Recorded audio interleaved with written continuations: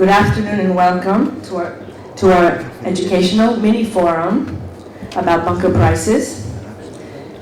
For those who don't know me, my name is Irene Notias and I'm the purchasing director at Prime Petroleum, a division of Prime Management, a company which is dedicated to servicing shipping companies with high quality care for many years.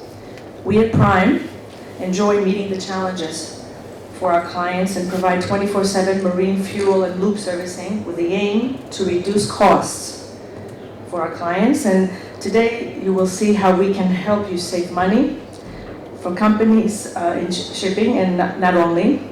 And we also have another division for HR because that's another expense that we have found ways to reduce costs in that, and we'll have that right after this short forum. We'll speak about that.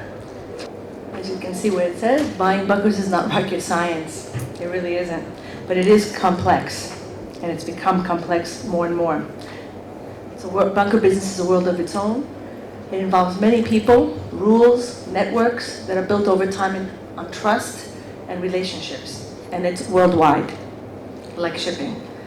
Here we are today again to clarify and educate, update bunker buyers, how the pricing mechanism works, how a price is configured, and why they should respond to validities and better understand them, where they can use a firm counter to achieve the results they want. So we're going to go forward. We keep hearing it's all about price. Our customers say, what if I wait till tomorrow? Will the price go down? What if I wait and the price goes up tomorrow? But what if I wait and there are no avails tomorrow? You all who buy bunkers have experienced this, I'm sure, every day. But we're not buying stock, so we're buying fuel for our vessel. And if we risk waiting for that low number, we could risk losing the barge or product for others. For others, we will have booked it. If you seriously need to fuel up, know when you will stem. Know when you'll stem, and since there are validities and you need to make decisions on spot, sometimes we have to be ready for that opportunity. You have no time to waste, so I just want to go over a little bit of the challenges and the results from those challenges from the past to the present. First I remember when I started working in bunkers, it used to be we were watching supply and demand. The suppliers would tell us how things were going, and the market dictated that. Then we had the petroleum escapades skyrocketing the prices and strained our profit margins. And then the prices were dependent on news, futures markets, crude paper market. We saw these roller coaster price movements, drove us crazy. Then out of that, what resulted was hedging. And before that, companies had their risk management divisions.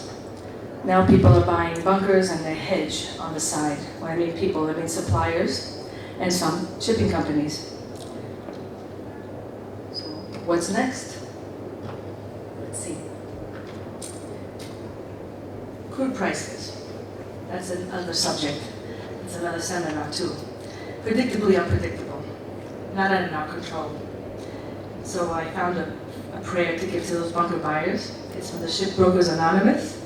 If you read it, God grant me the serenity to accept things I cannot change, and the courage to change things I can, and the wisdom to know the difference. So when we're buying bunkers, we need to know the difference, where we can control it, where we can't control it. Can you relate? It's not really from Shipping Brokers Anonymous, it's from AEGEAN.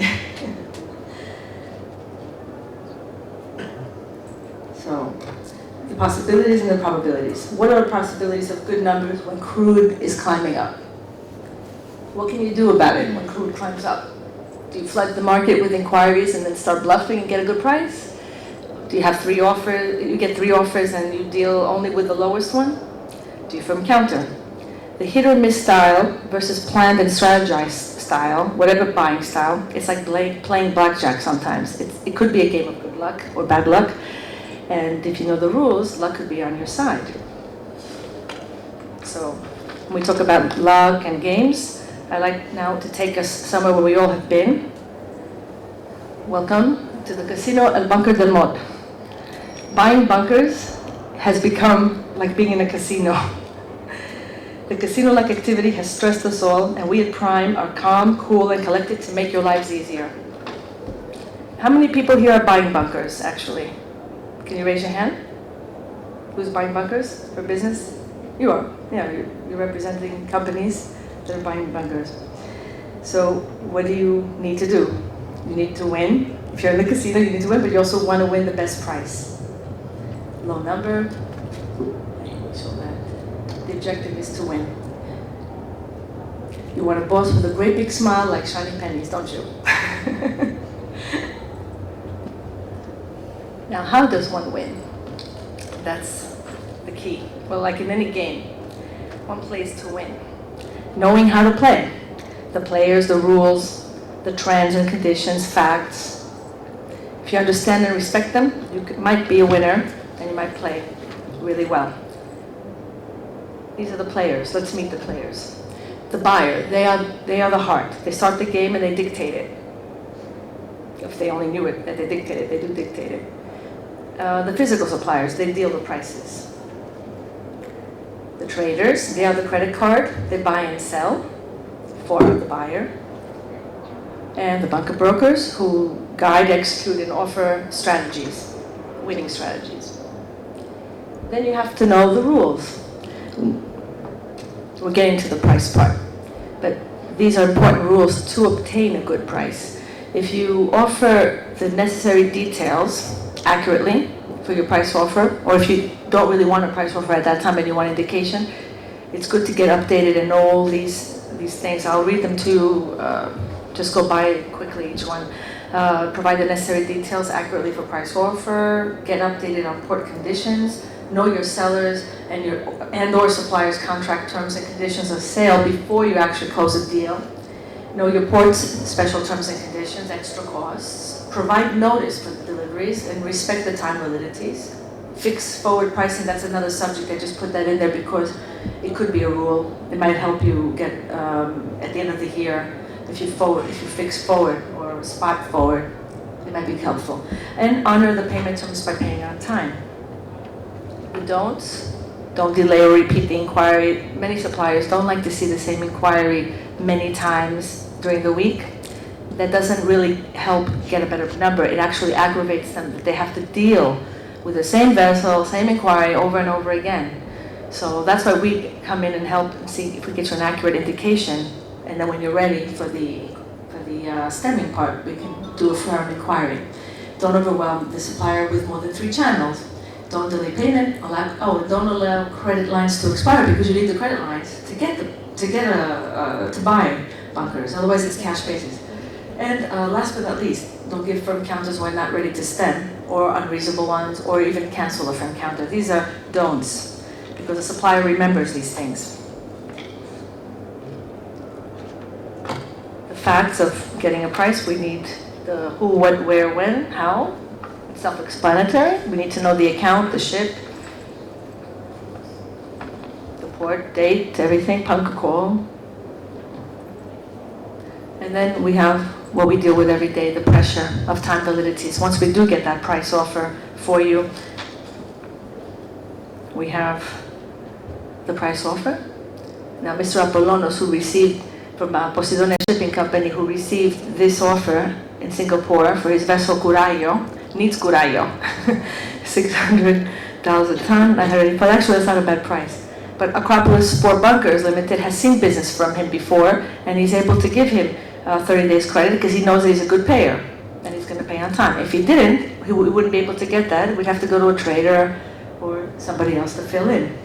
I'm going to go back to this slide where we have a tip to buyers to alleviate the risk. Know and inform the players when the inquiry is stemmed. This is very, very important. Very important. When you're collecting prices, it's good for everybody to give you the price. All the vendors that you're speaking to should be coming in about the same time, because then you can compare apples with apples, not different time frames, because the prices are given out for that time period of the day.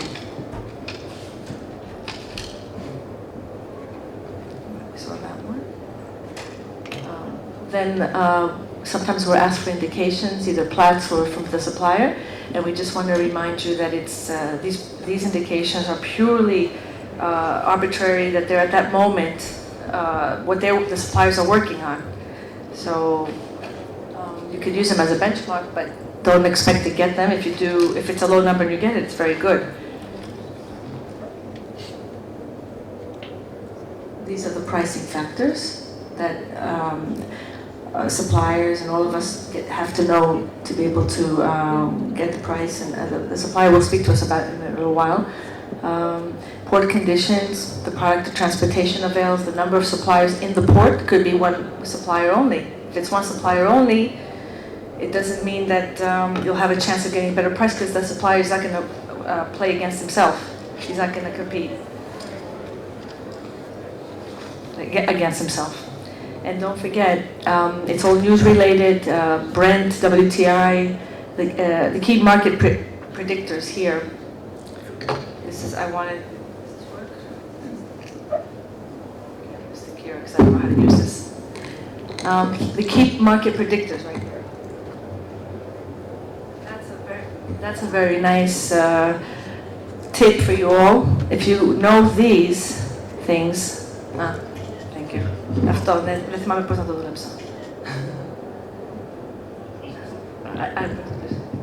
Okay, please. Okay.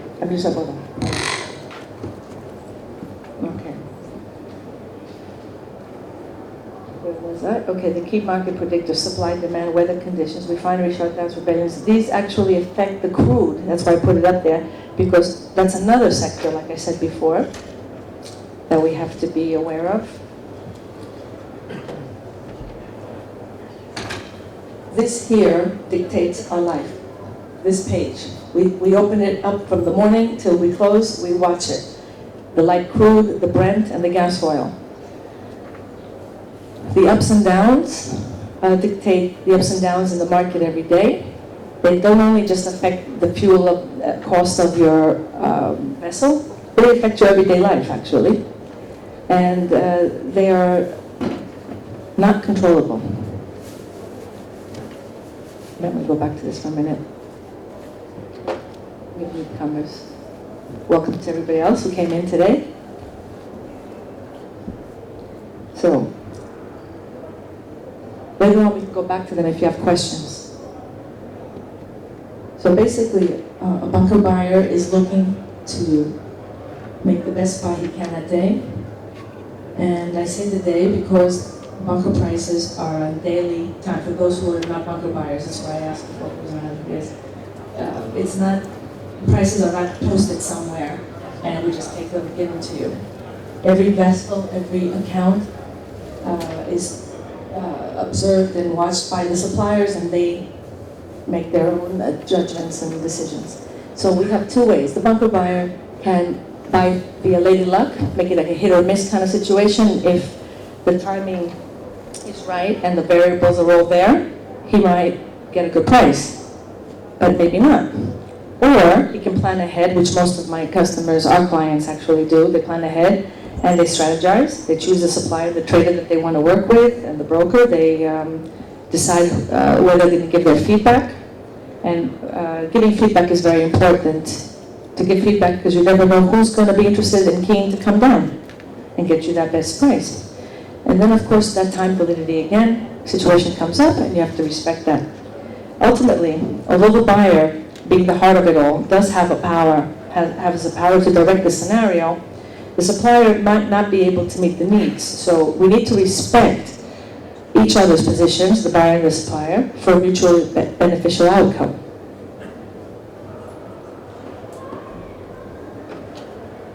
The supplier is here to service you with fuel for your vessel, and you need to trust them to do that.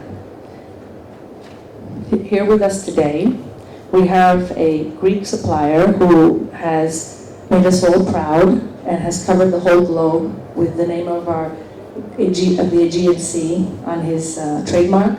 And I would like to ask Alex Kyriazis, who is a supplier for AEGEAN, he's worked there very many years, if he'd like to come up and discuss a little bit about the pricing mechanism, which is probably what most of us are more interested to discuss. Alex, thank you. Thank you very much. I'm not used to speak to the forum or so we had a party yesterday and we are all a bit tired and many of you attended that, I hope. So we didn't have the time to prepare some petition for you. Irene did everything for us. So we are a bit with only this screen. No more PowerPoints. Sure. Yeah. After last night's drinking, that's all we can see. So, I don't know if you have any questions about Irene's topics. I can go back to some screens and we can do an open forum. This is what we really want. This is the best thing, I think. Yeah, we want it. Let me kick it off. I hear all the time, I'm Irene's brother, to go on our ships. So Irene always yells, Nicholas and Tyson. Is it on? I don't need a mic, they can hear me. No, they can't hear They you. can't hear, okay. And actually, this is not way. You're saying, this thing working? Okay, much better.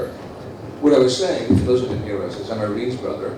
We have our vessels that we operate and manage, and we hear many times Irene telling us, your office will contact us and they'll ask us to get the best price. We go out with an invitation, right? Then somebody will go out to another broker, even though Irene covers the channel, somehow gets into another channel, right? If you get 2 or 3 people, all right, going out, 3 brokers or traders, going out to the same supplier to you, for example, how does that affect you as far as questioning whether or not this is a firm offer, firm? Well, we say this every day, and when it's on the tree, we are very happy. Sometimes 5, 6, 7, 8, 9, 10, and then we don't bother at all. I don't like using nice So it's it's competitive for everybody. The competition when it's, let's say, health competition with a limited number of people is fine, but when it's too many people to the same vessel for a minimum quantity of 400 or 500 tons doesn't make any sense. The suppliers are specific in every port. There's no way that you will find something extraordinarily low or very special, so it doesn't make any sense. Many people, I think, to cover the market for you. I think your question is what you will. My question is this, because Irene's exclusive with us with everyone channel, but I've seen it with our friends and other people. When we get a broker, an inquiry, and then they'll call me. All right, what I'm saying is my question to be more clear on it is, in our case we're exclusive, everything goes to one channel. But many of our colleagues and our friends, what they do is they go to, not one channel, they go to 3 different channels. They want to check if they're getting the best price. And my understanding from getting Irene all the time is that when that happens, a lot of times we don't know if there's 1 supplier, 2 suppliers, 3 suppliers in a particular port, all right? And instead of actually getting a better price, it actually works against you. Yeah, it does. And that was my question from your perspective. Yeah, well, depends on when Irene will ask us, when somebody else will ask another one,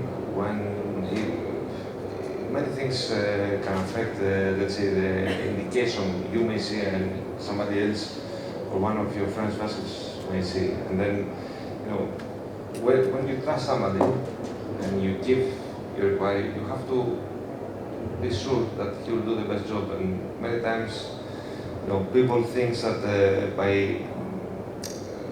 with conversations they have, that another channel achieved something else or something better, but this is not the case.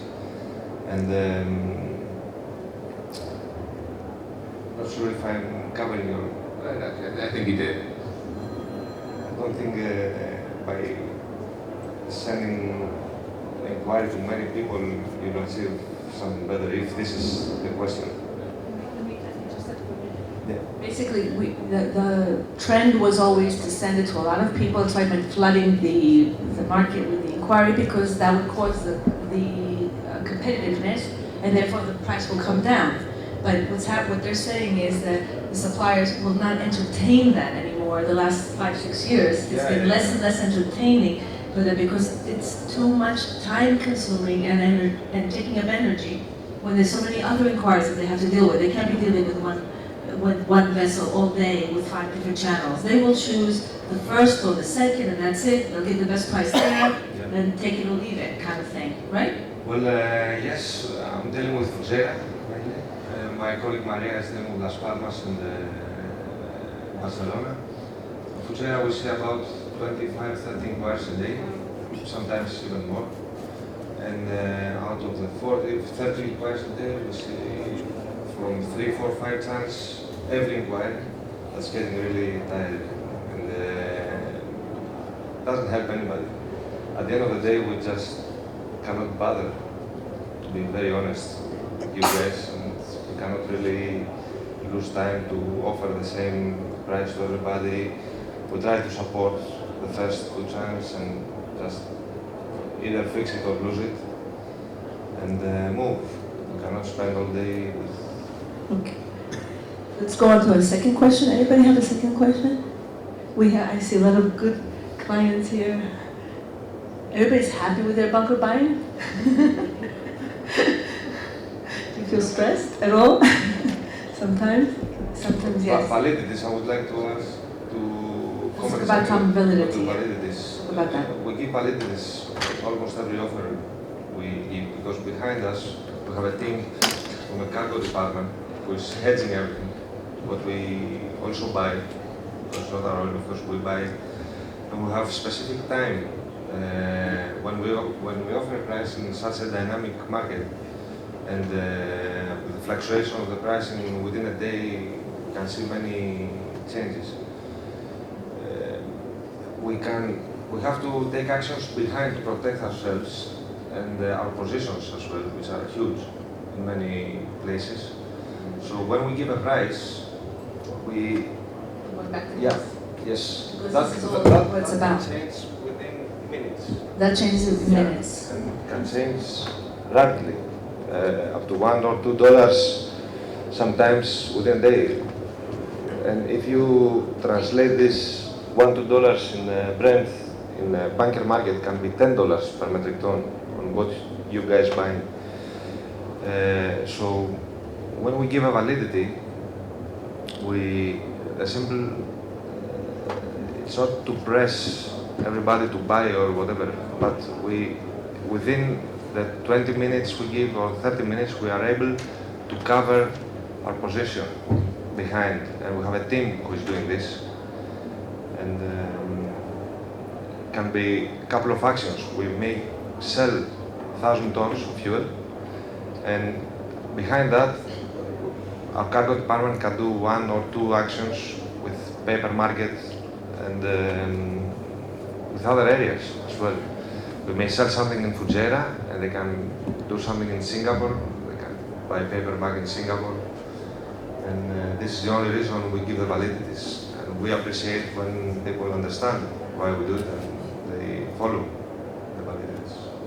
Let me ask a question to the audience. What do the buyers here, what do they feel when they get a price offer with a time validity? Does that make it more disappointing or negative? Is it a negative for you? Do you understand it? Anybody want to answer? Maybe Lena, would you like to answer?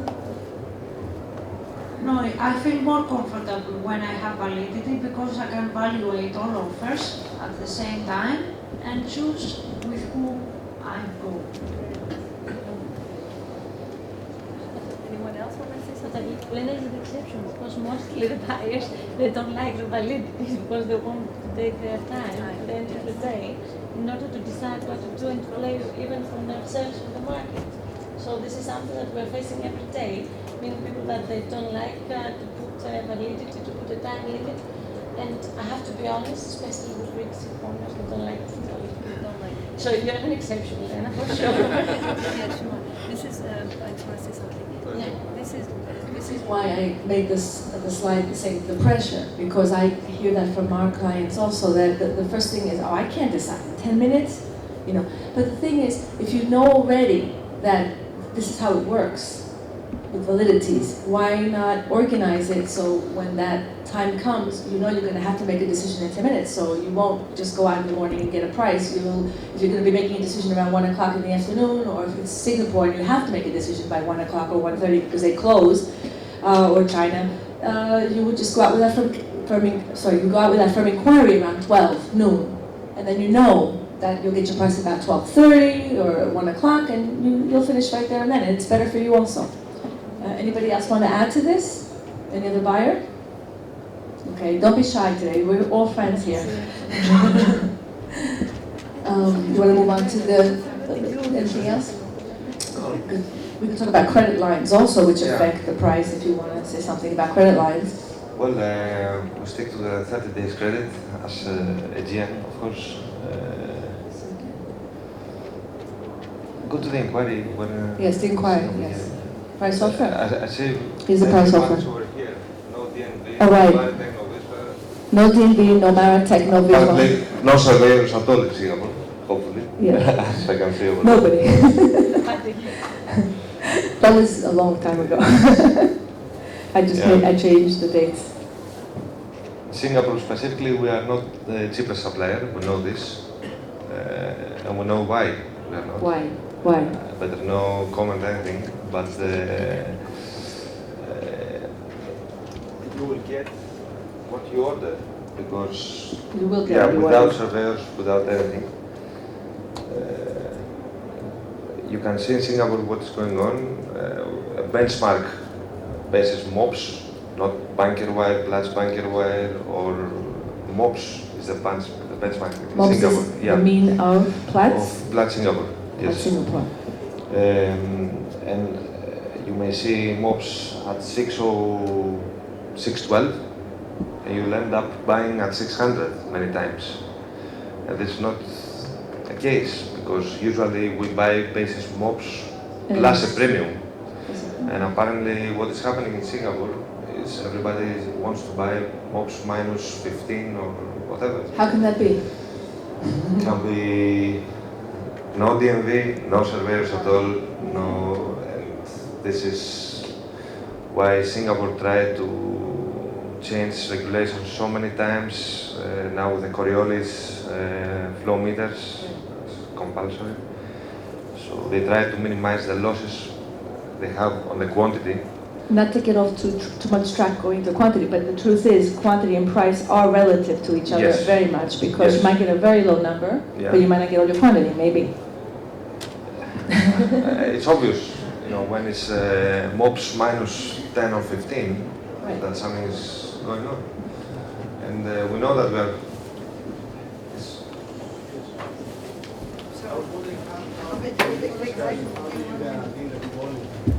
The quality. Especially when it comes to low sulfur,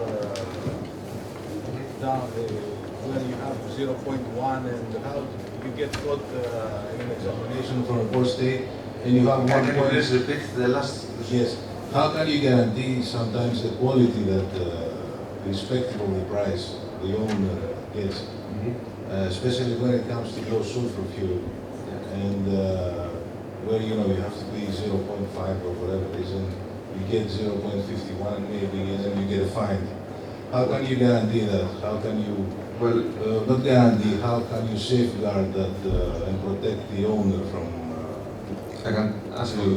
Let's discuss about ARA, Antwerp, Rotterdam, Antwerp area, where the low sulfur is more, let's say, in need. And now, of course, the States. In Singapore is not the case for low sulfur fuel oil, of course.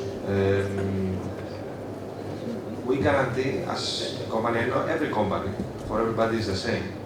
We load from refineries, and we load basis the specs they give us, but we analyze what we get as well. Many times, for 1% sulfur, you will see it on a borderline, let's say 0.98, 97, close to the 1%. And then, of course, when DNV gets the sample, or any surveyor, I mentioned DNV because it's the most, let's say, famous. You may see a result of 1.01, 102, and then you say, I didn't get low sulfur. And then you expect a rebate, or in case of a fine, from a supplier to pay. Well, the BDR of the supplier, which is stating 0.98, 99, is your guarantee that you got low sulfur fuel oil. This is what we pay. We cannot, we buy it as low sulfur, and you pay as low sulfur. And our BDR is a guarantee. In case of a control, we are reliable, we are responsible, we are responsible, and we will take actions in case of control in Rotterdam or wherever, and find it, let's say, off spec. But it's not a case that you can pay, let's say, the low sulfur product as a high sulfur. We cannot change the price because and then we take actions against our supplier, which is many times the refineries like BP, Shell, wherever we load, Total, in ARA. But our BDR with the 9.8 guarantees you that, listen guys, authorities, I paid and I bought low sulfur fuel oil. You are protected, 100%. Even if the limit is, let's say, even if the result of a surveyor can show it 1 point something, it doesn't matter. This is for your own knowledge, and many companies are under, let's say, a DNV product or DNV program. So you just do it for your own, let's say, knowledge. But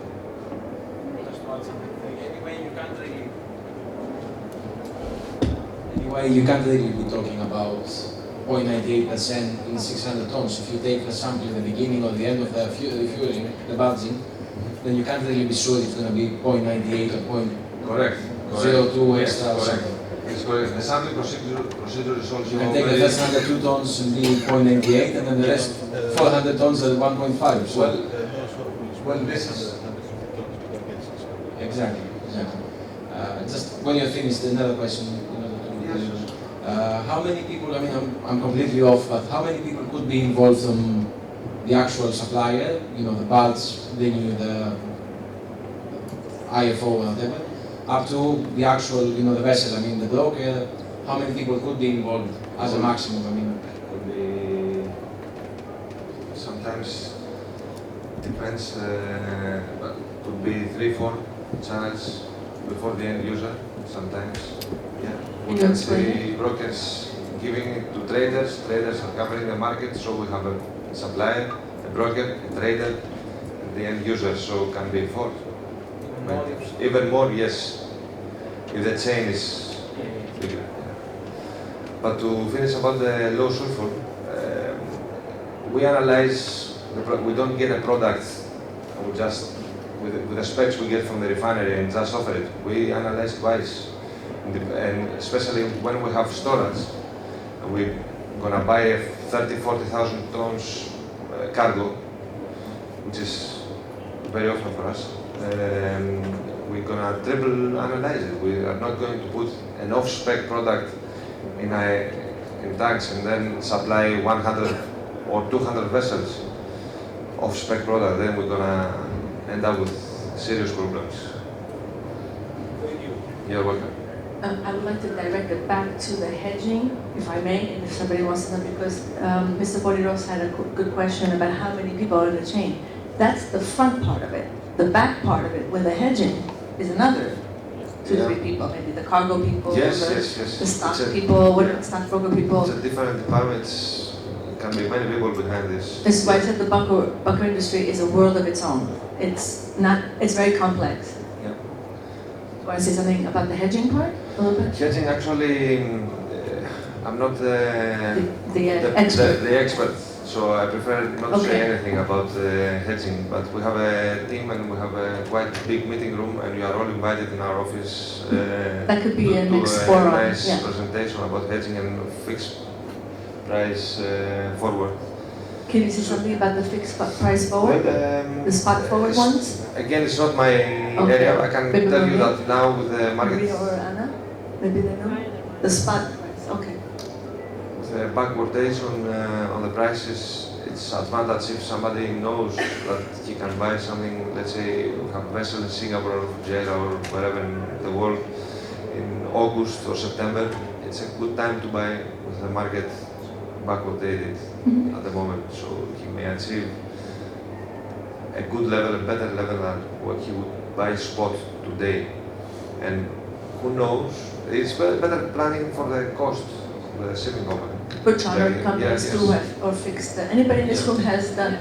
The only thing is that when you fix a price, you have to be precise on the quantity. Yes. You have to be 100% sure that what you are buying, you are going to use. Yes, I'm saying that the only thing with fixed price physical is when you agree a quantity, it cannot be not even slightly different. Yes. It has to be exact and you Because have to it's be precise. So it's better covered by the to paper. hedge the minimum quantity you can be sure about. Thank you, Anna. Anna Furkas from BP Marine. So we have two physical suppliers here, so they're the experts. I'd like to just add something. When I worked in another company, we did do contracts at OW Bunker. We did fix forward spot contracts and futures. We did. It is risky, but again, Alex, I agree with you. If there's backwardization, if the market's going down, and you know your business, and like Anna said, if you have a fixed quantity, it might be a really good win-win situation for you to look The at. contango market doesn't make sense to do this because you're going to get higher prices. Of course, by that time, when you buy something for September, September can be even higher. Then you may see that it was good to buy it that time, but you never know, and you cannot look behind. Exactly. When you're buying bunkers. You buy for your own consumption, and that's it. You cannot be happy. You can't be a stockbroker. Forget Thinking every time you do, forget it and move, because when you sit afterwards, you can see that you did very well or you did wrong, but we see it every day and we feel sad, but it's not the point to sit like this. Let me just see here if we have something else about can you say something about indications? When we ask suppliers about indications, is this appropriate? Do you feel that it's an appropriate way, or do we just base everything on Platts? We give indications every day to many people. We don't mind to indicate. What we indicate is not higher than what we will offer at the end of the day.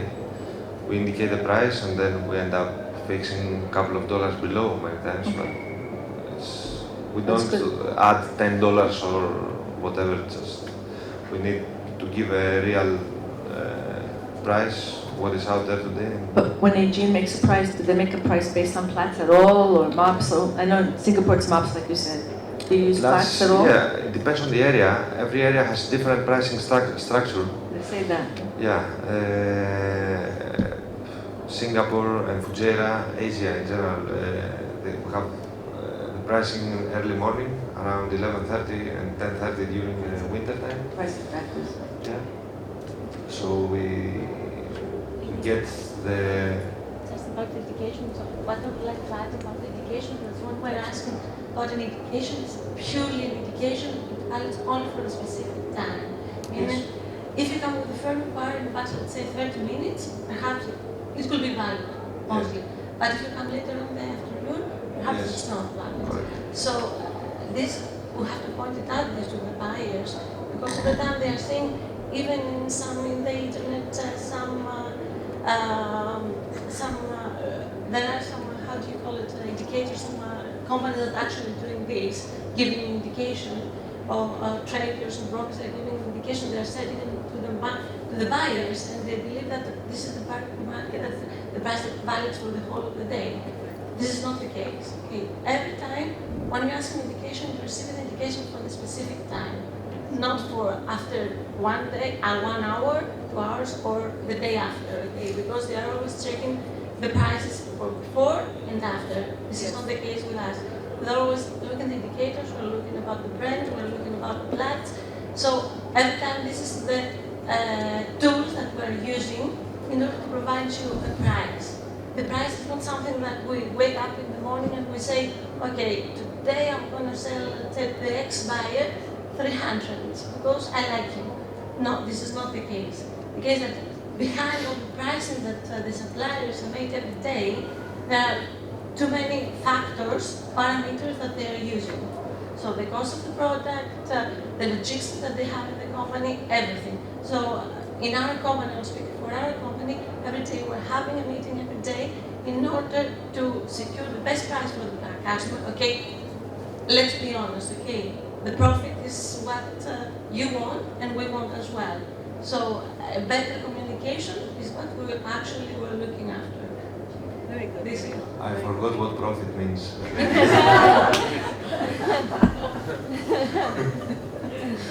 That's good. You saying the buyers are squeezing us? No. The market is squeezing us, not the buyers. The market is At the very end of the good. day, like every product, not only bankers, I mean, with the olive oil, from what I hear, the intermediates are squeezing. Not the producer is making the money, not the end user, for sure, who is going to pay for that. The intermediate is always gets. I'm sure the Arabs are making money. Sorry? The Arabs are making money. Same like Yeah, they have the oil. That's why they do. Instead of water, they have oil, so this is the reason. But we don't. We have to buy it and we sell it back. And many times we sell it with loss. And unfortunately, lately, it's very often the case. I also wanted to say something that the crude prices, they're set by computers overnight on an overnight trading. So, I mean, it's not even people backing and making, you know, like Maria said, it's very interesting. Many times on the next morning we have corrections because someone put it on the computer perhaps the wrong number.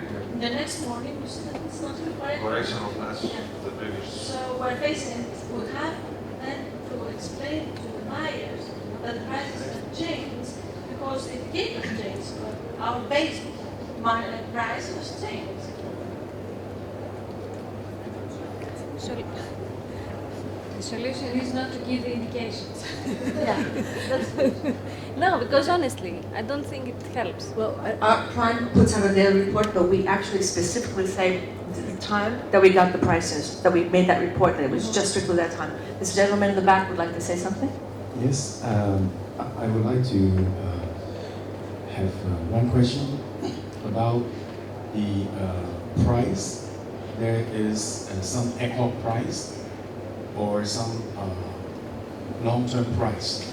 So for example, if there is enough money to reserve for the amount of oil into the supplier, and whether it will be possible to have something like 90-day validity. So if the price is going up, it can protect the operator and the ship owner. If the price is going down, that means the ship owner or operator may not need to use this contract immediately. He can wait for another month. So if there is a percentage we can reserve, for example, 30% we use the long-term contract, 70% we're using the ad hoc contract price, it will be also a win-win situation because the money can be paid in advance, but the oil will not be taken immediately. So it's a win-win situation between the owner and also the oil company. If that is possible, I think not only 30-70, but can be 20-80 or 60-40. It depends on every owner, their own strategy, own decision, own capacity. So if the owner have so many vessels, they need to reserve more on hand to protect their oil price. But if the owner have not so many capacity on hand, maybe they only reserve a decent amount or percentage. So I think different owners have a different strategy and different point of view. But as oil company point of view or the owner point of view, if that is being be in a long-term relationship, that is a win-win situation. The oil company can reserve additional amount of fund on hand, and the owner can also protect if the oil price in case going up, they can use the contract. So I think it can be good for 90 days, good for 120 days, or even 60 days, also good. But if we don't have the long-term contract, we only buy on an ad hoc basis, it will be running their own risk. And there is no win-win relationship. There's become only a competition between the owner and the oil company. So I think if that is possible, it will be good for the long-term relationship between both sides of it. Well, I think I understood what you need or what you mean. I find difficult, and of course that will be difficult for our clever people behind me, the cargo department, to structure such a case with the big if the market goes up, then I will be able to cancel it or postpone it, or let's say lift it, and if the market is down, then postpone it. This is difficult even if the specific amount of money is paid in advance, which is of course good for the oil company to help her cash flow. It's difficult for the people behind to minimize the risk. With this amount of oil you may need, let's say, an X amount, and then lift it for the. But it's a good question, and I'll raise it. And if you leave an email to Ms Notias, then I'll be able to come back to you and reply if this would be a case. Then we could do that. We can exchange cards later on. Yes. Okay. And just know that Prime Petroleum, if there's a 10 out there that's too high, we'll always find you the 9. And the tip, suppliers, well, what happened? Of course I would have to. All right, well, I wanted to show you the tip, but now I don't know how to use this. This last tip, that's all. This is not over, actually. We're continuing. Oh, you have to go. Whoever has to go goes. Okay. Suppliers offer their best deals to companies that have a winning performance and have built a punctual payment performance identity. This is what we'd like to give you, the message that we're giving you as Prime Petroleum Services, that if you make your strategies right and it's good for you, what's good for you is good for us, and we're here to help you get there, to get to the top. We take pride in the companies that we work with, and we're side by side with you. Our coming attractions will be some seminars or forums on credit lines and credit terms, preventing bunker claims, and the bunker game in the near future. Thank you very much for attending.